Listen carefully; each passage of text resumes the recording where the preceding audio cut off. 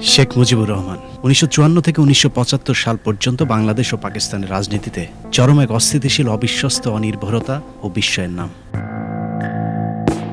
কখনো ভারতপন্থী, কখনো পাকিস্তান, কখনো সোহরাওয়ার্দী, কখনো ইন্দিরা। যখন যাকে প্রয়োজন হয়েছে তখন তার দয়া নিয়েছে, প্রয়োজন শেষে ছুঁড়ে ফেলতেও সময় নেয়নি শেখ মুজিব। স্বাধীনতার পর স্বার্থের কারণে তার রাজনৈতিক গুরু ভাসানীকে পর্যন্ত গৃহবন্দী করতেও সময় নেননি শেখ মুজিবুর রহমান। নীতিহীন এমন বৈশিষ্ট্যের পরেও শেখ মুজিবের এত জনপ্রিয়তা ও উত্থানের পেছনে তার কিছু বিশেষ গুণ কাজ করেছে। এসব বৈশিষ্ট্যের মধ্যে সাহসের কথা সবার আগে আসবে। সুবিশাল শারীরিক গঠন আর সাহসিকতায় শেখ মুজিবকে সুযোগ করে দিয়েছিল সোহরাওয়ার্দী নিরাপত্তা দেখভালের। সোহরাওয়ার্দী নিরাপত্তা দেখভালের পাশাপাশি তার কাছে রাজনীতি শিখেছেন বঙ্গবন্ধু শেখ মুজিবুর রহমান।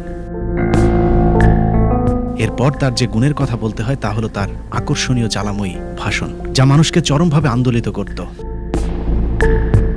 তবে রক্ত গরম করা ভাষণের সাথে তার কথার কোনো মিল ছিল না, যার প্রমাণ বিভিন্ন ঐতিহাসিক ব্যক্তিদের কথায় উঠে এসেছে। শহীদ তাজউদ্দিনের মেয়ে শারমিন আহমেদের লেখা তাজউদ্দিন আহমেদ নেতা ও পিতা বইয়ের ১৪৮ নম্বর পাতায় লেফটেন্যান্ট জেনারেল অরোরার একটি সাক্ষাৎকার ছাপা হয়েছে, যেখানে শেখ মুজিব সম্পর্কে অরোরা বলেন, আমি যখন শেখ মুজিবের আরও কাছে ঘনিষ্ঠভাবে মেলামেশার সুযোগ পেলাম, তখন আমি উপলব্ধি করলাম যে তিনি প্রশাসনিক বিষয়ে যতটা না দক্ষ, জনগণকে উদ্বুদ্ধ করতে, তাদেরকে খেপিয়ে তুলতে তিনি তার চেয়েও অনেক বেশি দক্ষ ছিলেন। তিনি কথা বলে লোকজনকে নাচাতে পারতেন। চতুর্থ সংশোধনীর কারণ মুজিবের রাজনীতি এবং তার দ্বিতীয় বিপ্লব বইয়ের ১৬৪ নম্বর পাতায় শেখ মুজিব সম্পর্কে বলা হয়েছে, মুজিব ক্ষমতা লাভ করে নেতৃত্বের গুরুত্বপূর্ণ গুণ, সহনশীলতা এবং ত্যাগ ভুলে গিয়েছিলেন। তিনি তার থেকে জ্ঞানী ও অভিজ্ঞদের সহ্য করতে পারতেন না। সেজন্যই তাজউদ্দিন আহমেদ এবং আতাউর রহমানের প্রতি তার ছিল ঈর্ষণীয় দৃষ্টি। সংবিধান, সাংবিধানিক আইন ও রাজনীতি বাংলাদেশ প্রসঙ্গ বইয়ের ১৬৫ নম্বর পাতায় বলা হয়েছে, কিন্তু দুর্ভাগ্যজনক যে বাংলাদেশের প্রতিষ্ঠাতা নেতা শেখ মুজিব দেশকে গণতন্ত্রের প্রাতিষ্ঠানিকীকরণের দিকে না নিয়ে ব্যক্তিগত ক্ষমতা লোভের দিকেই প্রভাবিত করলেন। বস্তুত শেখ মুজিব দূরদর্শী নেতা ছিলেন না। তার মাঝে ছিল বাগ্মিতার গুণ, নিজেকে জাহির করার গুণ, নিজের প্রতি ইগো তৈরির গুণ, কিন্তু সুশাসনের গুণ ছিল না। কেউ তাকে বঙ্গবন্ধু বা জাতির পিতা বললে খুব খুশি হতেন, কিন্তু এগুলোর সমালোচনা শোনার গুণ তার মাঝে ছিল না। বড় বড় বক্তৃতা ও প্রতিশ্রুতি দানের ক্ষমতা ছিল তার, কিন্তু সম্মতির ভিত্তিতে কোনো কাজ করার গুণ ছিল না। একই পৃষ্ঠার শেষের লাইনে তখনকার বাংলাদেশের সব সংকটের জন্য শেখ মুজিবকে দায়ী করেছেন শেখ মুজিবের এই ঘনিষ্ঠ সহকর্মী। শেখ মুজিবকে চিনতে হলে ১৯৫৪ থেকে ৭৫ পর্যন্ত বাংলাদেশের রাজনীতি সম্পর্কে জানতে হবে। ১৯৫২ সালের ভাষা আন্দোলনের পক্ষে বা বিপক্ষে শেখ মুজিবের কোনো ভূমিকা ছিল না। যদিও শেখ হাসিনা ইদানিং বলে থাকেন ২১শে ফেব্রুয়ারি তো বটেই, ভারত থেকে পাকিস্তান আলাদা এবং পাকিস্তান থেকে বাংলাদেশ আলাদা। এই দুটো রাষ্ট্রই নাকি শেখ মুজিব নিজে স্বাধীন করে দিয়েছেন। অল্প বয়সেই আপনারা একটু লক্ষ্য করেন, দুইটা স্বাধীনতা তিনি এনে দিলেন, প্রথম পাকিস্তান, এরপরে বাংলাদেশ। ১৯৫৪ সালে সোহরাওয়ার্দীর দয়ায় নির্বাচনে অংশ নেওয়ার সুযোগ পান শেখ মুজিবুর রহমান, কিন্তু নির্বাচনে জিতেই সোহরাওয়ার্দীর সাথে বিশ্বাসঘাতকতা করেন। মুজিবের রাজনৈতিক সহকর্মী আবুল মনসুর আহমেদ তার আমার দেখা রাজনীতির ৫০ বছর বইতে লিখেছেন, ১৯৫৫ সালে পূর্ব পাকিস্তানের স্বপ্নের জোট যুক্তফ্রন্ট ভাঙার পেছনে শেখ মুজিব দায়ী। ১৯৫৪ সালে যুক্তফ্রন্টের ঐতিহাসিক বিজয়কে নষ্ট করিয়া দেওয়ার জন্য অনেকেই দায়ী ছিলেন। কতগুলো নীতিগত বিরোধও দায়ী ছিল, কিন্তু সবার চেয়ে বেশি ও আশু দায়ী ছিল শেখ মুজিবের একগুঁয়েমি। অনেকে মনে করেন যুক্তফ্রন্ট না ভাঙলে এর মাধ্যমে বাংলাদেশ স্বাধীন হতে পারত, কিন্তু শেখ মুজিবের পশ্চিম পাকিস্তান প্রীতি তা হতে দেয়নি। নির্বাচনের পরেও আওয়ামী লীগের পক্ষ থেকে এবং শেখ মুজিব একটা রাষ্ট্র পাকিস্তানকে রাখার জন্য ইয়াহিয়ার সাথে এবং ভুট্টোর সাথে নেগোসিয়েশন করার চেষ্টা করে। ১৯৫৮ সালে শেখ মুজিবকে ঠাট্টা করে বলা হতো চোরাই মন্ত্রী। পশ্চিম পাকিস্তানের সাথে হাত মিলিয়ে শেখ মুজিব ৪ দিনের জন্য মন্ত্রী হয়েছিলেন। আমার দেখা রাজনীতির ৫০ বছর বইয়ের ৪৩৮ নম্বর পৃষ্ঠায় এই তথ্যটি তুলে ধরা হয়েছে। লেখক আবুল মনসুর বলেন, কার বুদ্ধিতে বুঝি নাই, মুজিবুর রহমান আমাদের কাউকে না জানায়া কয়েকজন হবু মন্ত্রী লইয়া হঠাৎ করাচি চলিয়া গেলেন। মন্ত্রিত্বের শপথ নিলেন, ভালো পোর্টফোলিও পাওয়া গেল না বলিয়া ৪-৫ দিন পর পদত্যাগ করিলেন। অথচ সোহরাওয়ার্দী তখন সে মন্ত্রিসভার বিরোধিতা করেছিলেন। ক্ষমতার লোভে এভাবেই শেখ মুজিব তার কাছের মানুষদের সাথে বিশ্বাসঘাতকতা করে পশ্চিম পাকিস্তানিদের সাথে হাত মিলিয়েছেন বিভিন্ন সময়। মন্ত্রিত্ব বাদ দিয়ে বিরোধী দলে গিয়ে আবারও বিতর্কে জড়ান শেখ মুজিব। 1958 সালের সেপ্টেম্বরে পাকিস্তান সংসদে ডেপুটি স্পিকার শাহেদ আলী পাটোয়ারিকে সংসদের ভেতরেই পিটিয়ে গুরুতর আহত করা হয়। উইকিপিডিয়ার তথ্য অনুযায়ী পাকিস্তান সংসদের ভেতরেই পেপারওয়েট ছুঁড়ে মারলে শাহেদ আলী গুরুতর আহত হন। চিকিৎসাধীন অবস্থায় 2 দিন পর তিনি মারা যান। এ ঘটনাকে কেন্দ্র করে ইস্কান্দার মির্জা মন্ত্রিসভাকে বরখাস্ত করে ক্ষমতা দখল করেন। সংবিধান বাতিল করে সামরিক আইন জারি করলে সংসদও বাতিল হয়ে যায়। ডেপুটি স্পিকার শাহেদ আলীকে খুনের ঘটনায় গ্রেফতার করা হয় শেখ মুজিব সহ আরও বেশ কয়েকজন রাজনৈতিক নেতাকে। এরপর দুর্নীতির মামলায় 2 বছর সহ দফায় দফায় আরও কয়েকটি মামলায় শেখ মুজিব জেল খেটেছেন। জেল থেকে বের হয়ে শেখ মুজিব কথিত ঐতিহাসিক 6 দফার ঘোষণা দেন। কিন্তু অনেকেই মনে করেন পশ্চিম পাকিস্তানিদের ইশারায় 6 দফা কর্মসূচি ঘোষণা করেন শেখ মুজিবুর রহমান। যদিও এখনকার আওয়ামী লীগ 6 দফাকে স্বাধীনতা আন্দোলনের মূল মন্ত্র দাবি করেন। এবার দেখা যাক কতটা স্বাধীনতা বিরোধী ছিল শেখ মুজিবের সেই 6 দফা আন্দোলন। 6 দফার প্রথম প্রস্তাবে বলা হয়েছে শাসনতান্ত্রিক কাঠামো ও রাষ্ট্রের প্রকৃতি।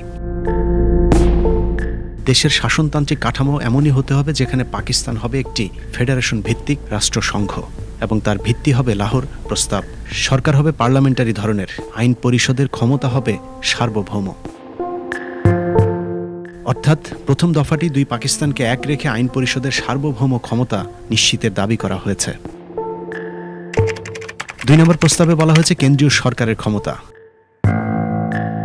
কেন্দ্রীয় সরকারের ক্ষমতা কেবলমাত্র 2টি ক্ষেত্রে সীমাবদ্ধ থাকবে, যথাক্রমে দেশ রক্ষা ও বৈদেশিক নীতি। এখানেও 2 পাকিস্তানকে এক রেখে দেশের সার্বভৌম ও পররাষ্ট্রনীতি নিয়ন্ত্রণের পূর্ণ ক্ষমতা দেয়া হয়েছে পশ্চিম পাকিস্তানিদের হাতে। প্রস্তাবে 3 নম্বরে বলা হয়েছে মুদ্রা ও অর্থ সম্বন্ধীয় ক্ষমতা। মুদ্রার ব্যাপারে 2টি প্রস্তাব করেছিলেন শেখ মুজিব। সমগ্র দেশের জন্য 2টি পৃথক অথচ অবাধে বিনিময়যোগ্য মুদ্রা চালু থাকবে, অথবা বর্তমান নিয়মে সমগ্র দেশের জন্য কেবলমাত্র একটি মুদ্রাই চালু থাকতে পারে। অর্থাৎ মুদ্রার ক্ষেত্রেও 2 পাকিস্তানকে এক রেখেই 6 দফা করা হয়েছিল। প্রস্তাবে 4 নম্বরে রাজস্ব, কর ও শুল্ক সম্বন্ধীয় ক্ষমতা। ফেডারেশনের অঙ্গরাজ্যগুলোর কর ও শুল্ক ধার্যের ব্যাপারে সার্বভৌম ক্ষমতা থাকবে। কেন্দ্রীয় সরকারের কোনরূপ কর ধার্যের ক্ষমতা থাকবে না, তবে প্রয়োজনীয় ব্যয় নির্বাহের জন্য অঙ্গরাষ্ট্রীয় রাজস্বের একটি অংশ কেন্দ্রীয় সরকার প্রাপ্ত হবে। এরপর 5 ও 6 নম্বর, কোথাও পাকিস্তানকে আলাদা করে পূর্ব পাকিস্তানকে স্বাধীন করার কোনো ইঙ্গিত মাত্র দেয়া হয়নি শেখ মুজিবের 6 দফায়।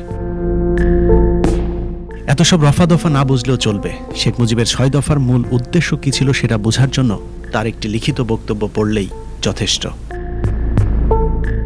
বাংলাদেশের স্বাধীনতা যুদ্ধ দলিলপত্র 2য় খণ্ডে মুজিবের একটি লিখিত বক্তব্য তুলে ধরা হয়েছে, যেখানে মুজিব বলেন, আমার প্রিয় ভাই ও বোনেরা, আপনারা দেখিতেছেন যে আমার 6 দফা দাবিতে একটিও অন্যায়, অসঙ্গত, পশ্চিম পাকিস্তান বিরোধী বা পাকিস্তান ধ্বংসকারী কোনো প্রস্তাব করি নাই। বরঞ্চ আমি যুক্তি তর্ক সহকারে দেখাইলাম আমাদের সুপারিশ গ্রহণ করিলে পাকিস্তান আরও বেশি শক্তিশালী হইবে। মুজিবের এই বক্তব্যের পর 6 দফা যে স্বাধীনতার দাবিতে আন্দোলন নয়, এ বিষয়টি পরিষ্কার হয়ে যায়। যে কারণেই পূর্ব পাকিস্তানের অন্য স্বাধীনতার দাবিতে আন্দোলন করা নেতারা শেখ মুজিবের উপর প্রচণ্ড ক্ষিপ্ত হয়েছিলেন। 1970-এ পূর্ব পাকিস্তানের অন্য রাজনৈতিক নেতারা স্বাধীনতার দাবিতে আন্দোলন করতে চাইলেও শেখ মুজিব পাকিস্তানিদের পাতানো নির্বাচনে অংশ নেন। 70-এর সেই নির্বাচনে আওয়ামী লীগের পোস্টারগুলোতে সবার উপরে লেখা ছিল পাকিস্তান জিন্দাবাদ। মুজিবের এমন পাকিস্তান প্রীতির কারণে মাওলানা ভাসানী সবচেয়ে বেশি ক্ষিপ্ত হয়েছিলেন। বাংলাদেশের স্বাধীনতা যুদ্ধ দলিলপত্র 2য় খণ্ডের 721 পৃষ্ঠায় বলা হয়েছে, মাওলানা ভাসানী শেখ মুজিবুর রহমানকে পাকিস্তানের প্রধানমন্ত্রী হওয়ার চেয়ে বাংলার সংগ্রামী বীর হবার পরামর্শ দিয়েছেন। একই দলিলে শেখ মুজিবের প্রতি আহ্বান নামে একটি অধ্যায়ে বলা হয়েছে, পূর্ব পাকিস্তানের স্বাধীনতা সংগ্রামে অংশগ্রহণ করার জন্য আওয়ামী লীগ প্রধান শেখ মুজিবের প্রতি আহ্বান। ভাসানী শেখ মুজিবকে বলেন, মুজিব, তুমি স্বাধীন পূর্ব পাকিস্তানের সংগ্রামে যোগ দাও। যদি আমেরিকা ও ইয়াহিয়ার স্বার্থে কাজ করো তাহলে আওয়ামী লীগের ধ্বংস অনিবার্য। এসবই প্রমাণ করে শেখ মুজিব স্বাধীনতার পক্ষের আন্দোলনে যোগ দেননি। 1971 সালে 7ই মার্চের আগ পর্যন্ত শেখ মুজিব বাংলাদেশের স্বাধীনতার কোনো দাবি তোলেননি।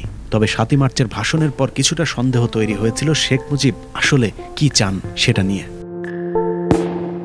7ই মার্চের ভাষণ, শেখ মুজিব, মুক্তিযুদ্ধ, এ সবই যেন একই সুতোয় গাঁথা। বঙ্গবন্ধুর সেই ভাষণ শুনলে এখনো শরীরের লোম দাঁড়িয়ে যায়। কিন্তু শেখ মুজিবের কৌশলী সেই ভাষণ কি আসলেই স্বাধীনতার ঘোষণা নাকি অন্য কিছু, সেটা বিশ্লেষণ করলেই বোঝা যাবে।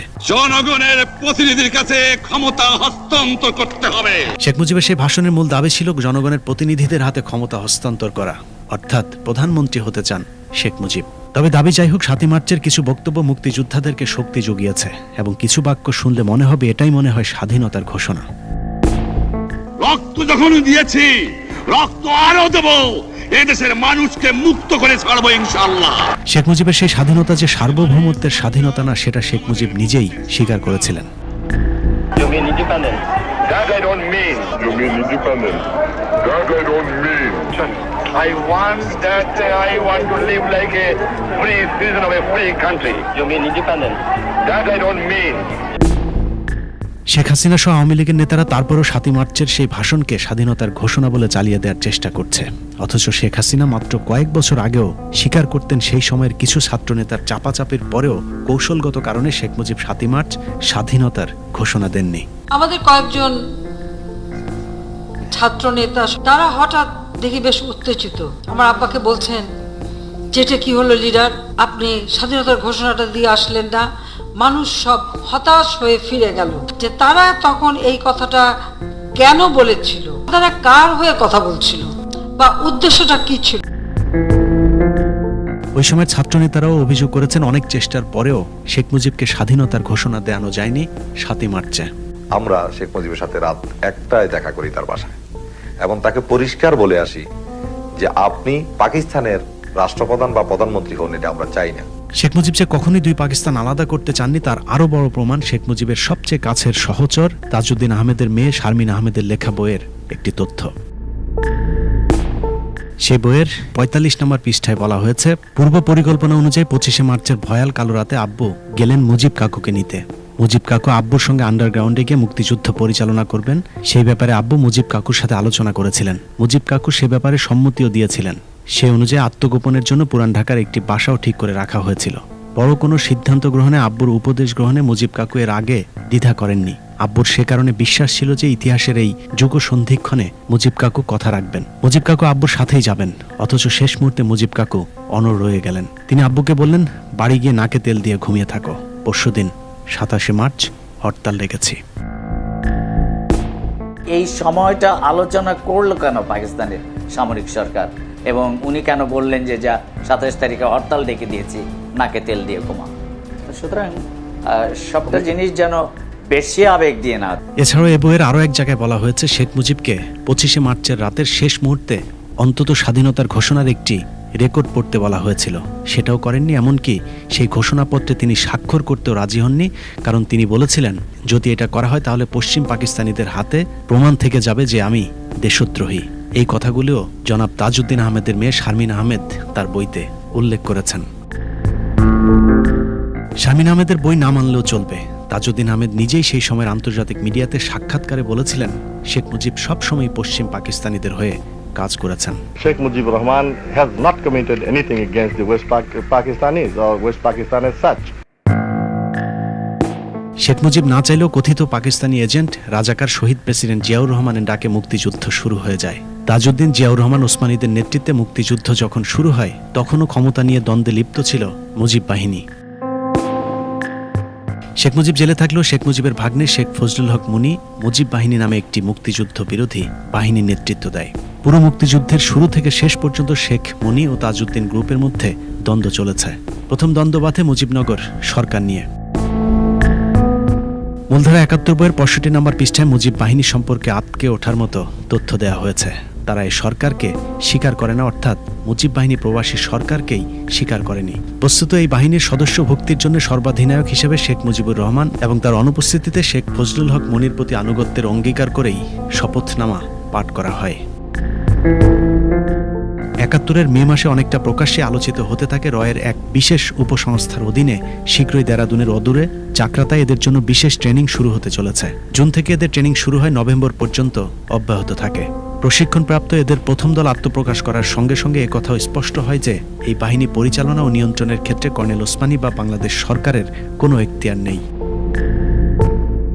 বইয়ের ৬৭ নম্বর পৃষ্ঠায় বলা হয়েছে, মুজিব বাহিনী এতটাই উচ্ছৃঙ্খল, অন্তর্ঘাতমূলক এবং মুক্তিযুদ্ধ বিরোধী কার্যকলাপ শুরু করে যে শীঘ্রই মুজিব বাহিনীকে মুক্তিযুদ্ধ কমান্ডের অধীনে আনা না হলে মুক্তিযুদ্ধের সর্বাধিনায়ক জেনারেল ওসমানী পদত্যাগ করবেন বলে তাজউদ্দিনকে সাফ জানিয়ে দেন। মূলধারা ৭১-এর ৬৬ নম্বর পাতায় বলা হয়েছে, বিভিন্ন সূত্রে প্রকাশ পায় মুজিব বাহিনীর কেবল প্রশিক্ষণ নয়, অস্ত্রশস্ত্র ও যাবতীয় রসদের যোগান আসে রয়ের বিশেষ উপসংস্থা থেকে এবং উপসংস্থার প্রধান জেনারেল উবান গেরিলা প্রশিক্ষণ ও ব্যবস্থাপনা বিশেষজ্ঞ হিসাবে মুজিব বাহিনী গড়ে তোলার দায়িত্বে রয়েছেন। একই পাতায় বলা হয়েছে, পক্ষান্তরে ক্ষেত্রবিশেষ মুক্তিযোদ্ধাদের অস্ত্র কেড়ে নেয়া, তাদের অনুগত্য পরিবর্তন করতে চাপ প্রয়োগ করা এবং প্রবাসী সরকারের মন্ত্রিসভার বিরুদ্ধে প্রকাশ্যে বিদ্রোহ প্রচারণা চালানোর মাধ্যমে কেবল যে মুক্তিযুদ্ধকে ভেতর থেকে দুর্বল করে ফেলা হচ্ছিল তা নয়, অধিকন্তু আশ্রয়দাতা দেশের অর্থাৎ ভারতের উদ্দেশ্য সম্পর্কে এক সন্দেহের আবহাওয়াকে উৎসাহিত করে তোলা হচ্ছিল। এত কিছুর পরও তাজউদ্দিন, জেনারেল ওসমানী, জিয়াউর রহমানের নেতৃত্বে বাংলাদেশ স্বাধীন হয়েছে। স্বাধীনতার পর রয়ের নিয়ন্ত্রণে থাকা মুজিব বাহিনী চলে যায় স্বাধীন বাংলাদেশের ক্ষমতার কেন্দ্রে। আর যুদ্ধ না করেও শেখ মুজিব হয়ে গেলেন জাতির পিতা, সেই সাথে অঘোষিত এক নায়ক। শেখ মুজিবের চক্করে শেখ মুজিব আগাগোড়া একজন মুক্তিযুদ্ধ বিরোধী হয়ে গিয়েছিলেন। মুক্তিযুদ্ধের কতটা কট্টর বিরোধী হয়েছিলেন সেটা বোঝা যায় সংসদে প্রথম মুক্তিযুদ্ধে নিহতদের স্মরণে একটি শোক প্রস্তাব উত্থাপনের মাধ্যমে।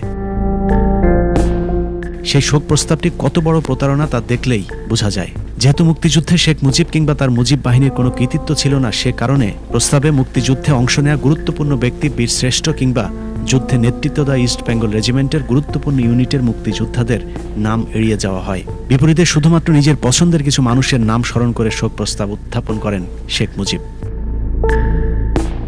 প্রস্তাবটি উত্থাপন করার সাথে সাথে প্রচণ্ড হট্টগোল শুরু হয় সংসদে।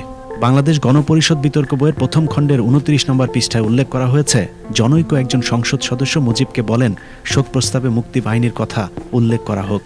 জনৈক সেই সংসদ সদস্যকে শেখ মুজিব চালাকি করে বলেন, আপনারা শান্ত হন, সবার নামই প্রস্তাবে আসবে, কিন্তু মৃত্যুর আগ পর্যন্ত আর কখনই সেই প্রস্তাব সংস্কার করা হয়নি।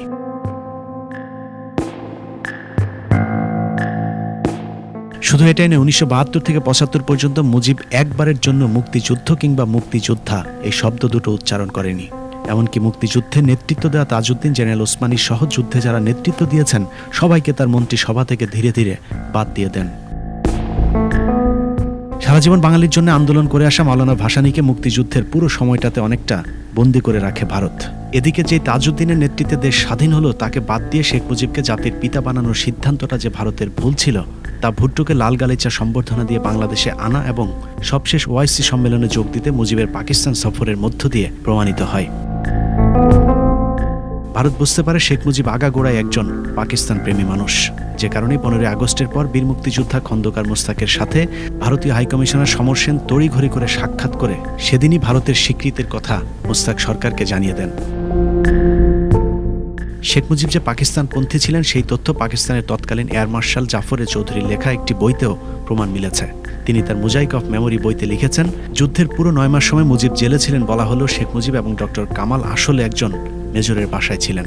সেখানেই তাদেরকে বাংলাদেশ যদি স্বাধীন হয়েই যায় তাহলে পরবর্তী করণীয় ঠিক করে দেয়া হতো। বইয়ের ৭৫ পৃষ্ঠায় ভয়ঙ্কর একটি তথ্য দেওয়া হয়েছে, যেখানে বলা হয়েছে মুক্তিযুদ্ধ শেষ হবার পর শেখ মুজিব ডক্টর কামালকে নিয়ে লন্ডনে যাবার পথে বইয়ের লেখক এয়ার মার্শাল জাফর চৌধুরীকে জনৈক আজিজ আহমেদ বলেছিলেন স্টেট ব্যাংকের গভর্নর গোলাম ইসহাক খান একটা বড় অঙ্কের মার্কিন ডলারের ব্যাগ শেখ মুজিবকে দিবেন। এই তথ্য কতটা সত্য তা বোঝা যায় যুদ্ধের পুরো সময়টাতে শেখ মুজিবের পরিবারকে পাকিস্তানি আর্মির সব ধরনের সেবা দেওয়ার মধ্য দিয়ে। যুদ্ধের সময় জন্ম হয়েছিল সজীব ওয়াজেদ জয়ের। সেই সময় পাকিস্তানি সেনাবাহিনীর গাড়িতে করে তাদেরকে হাসপাতালে নিয়ে আনার কাজও করা হতো। তোর ছেলে হয়েছে নাম কি? তার বললাম নাম জয়। इसका मतलब क्या है? তা বললাম জয় মানে জয়, জয় মানে ভিক্টরি, জয় মানে আনন্দ, জয় মানে ভিক্টরি। যখন বলছি জয় মানে ভিক্টরি তখন ওর খুব মেজাজ খারাপ হয়ে গেল। ও ঘুরে যখন চলে যাওয়ার সময় বলতেছে और एक नमरूद पैदा हुआ। এমনকি যুদ্ধের সময় গোপালগঞ্জে শেখ মুজিবের পিতা অসুস্থ হলে তাকে সেনাবাহিনীর হেলিকপ্টারে করে ঢাকায় এনে চিকিৎসাও দিয়েছিল পাকিস্তান সেনাবাহিনী। অথচ কথিত রাজাকার স্বাধীনতা বিরোধী জিয়াউর রহমানের পুরো পরিবারকে সেই সময় পাকিস্তানি সেনাবাহিনী নির্যাতন সহ্য করতে হয়েছিল। শেখ মুজিব আজ নেই, মৃত মানুষকে নিয়ে সমালোচনা না করাই ভালো। কিন্তু মিথ্যা দিয়ে একজন স্বাধীনতা বিরোধীকে উপরে উঠাতে গিয়ে যখন দেশপ্রেমিক মুক্তিযোদ্ধাদেরকে স্বাধীনতা বিরোধী বানানোর চেষ্টা করা হয়, তখন সত্য ইতিহাস অনুসন্ধান করা অবশ্যম্ভাবী হয়ে দাঁড়ায়। আল্লাহ হাফেজ। Well, I disagree with Mr. Nehru more than 100% of that.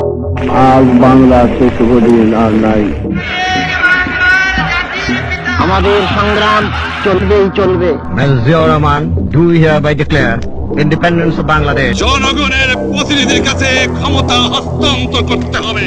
You mean independence? That I don't mean.